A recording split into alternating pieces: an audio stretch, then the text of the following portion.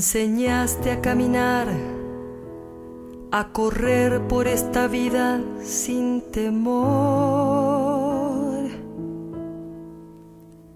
Me decías, hija mía, nunca sientas penas, odios ni dolor.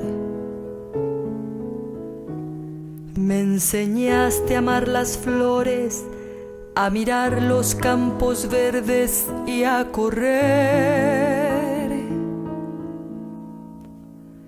a subir al árbol viejo y sentir la brisa suave en la piel.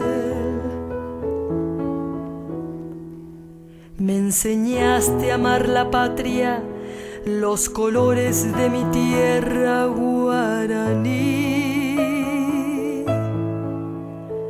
sus galopas, sus guaranias y sus polcas con aromas de jazmín. Me decías, hija mía, a tus hijos siempre cuéntales de mí. Diles que el abuelo soñaba para ellos un justo y mejor país. Me decías, hija mía, lucha siempre en defender la libertad. Ese es tu derecho humano y el de todos tus hermanos, piénsalo. La injusticia duele tanto, la he sufrido en carne propia, óyeme. Sé que tú serás valiente, Xerayixe, paraguaya, Xecamba.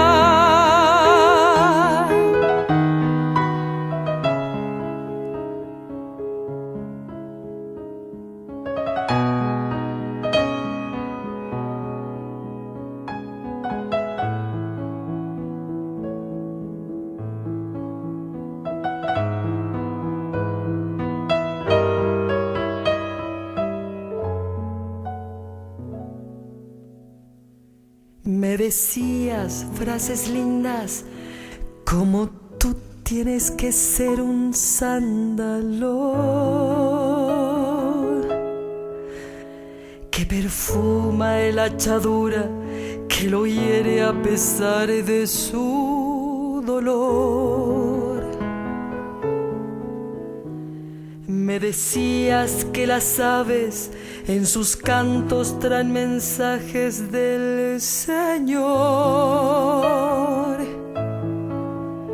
Y aunque ya no estás conmigo, tus palabras siguen vivas, mi viejo. Me decías, hija mía, lucha siempre en defender la libertad. Ese es tu derecho humano y el de todos tus hermanos, piénsalo.